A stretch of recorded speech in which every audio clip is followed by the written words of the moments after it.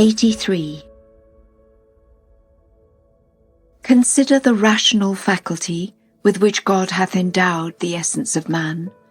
Examine thine own self, and behold how thy motion and stillness, thy will and purpose, thy sight and hearing, thy sense of smell and power of speech, and whatever else is related to or transcendeth thy physical senses or spiritual perceptions, all proceed from and owe their existence to this same faculty.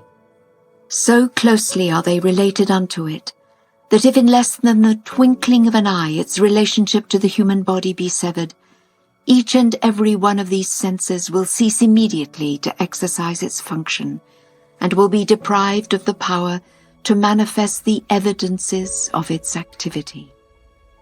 It is indubitably clear and evident that each of these aforementioned instruments has depended and will ever continue to depend for its proper functioning on this rational faculty, which should be regarded as a sign of the revelation of Him who is the sovereign Lord of all. Through its manifestation, all these names and attributes have been revealed, and by the suspension of its action, they are all destroyed and perish. It would be wholly untrue to maintain that this faculty is the same as the power of vision, inasmuch as the power of vision is derived from it and acteth in dependence upon it.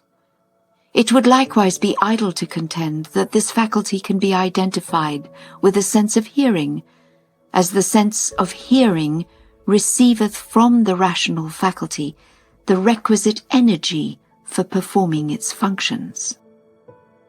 The same relationship bindeth this faculty with whatsoever hath been the recipient of these names and attributes within the human temple.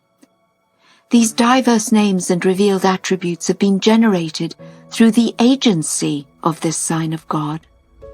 Immeasurably exalted is this sign in its essence and reality above all such names and attributes.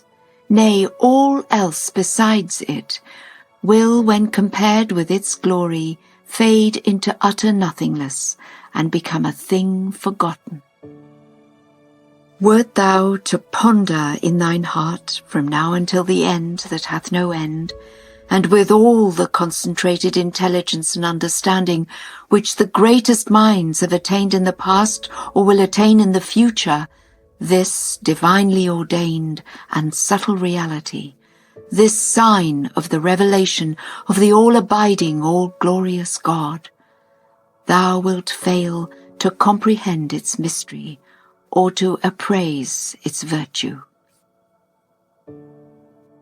Having recognized thy powerlessness to attain to an adequate understanding of that reality which abideth within thee, thou wilt readily admit the futility of such efforts as may be attempted by thee or by any of the created things to fathom the mystery of the living God, the day-star of unfading glory, the Ancient of everlasting days. This confession of helplessness, which mature contemplation must eventually impel every mind to make, is in itself the acme of human understanding, and marketh the culmination of man's development.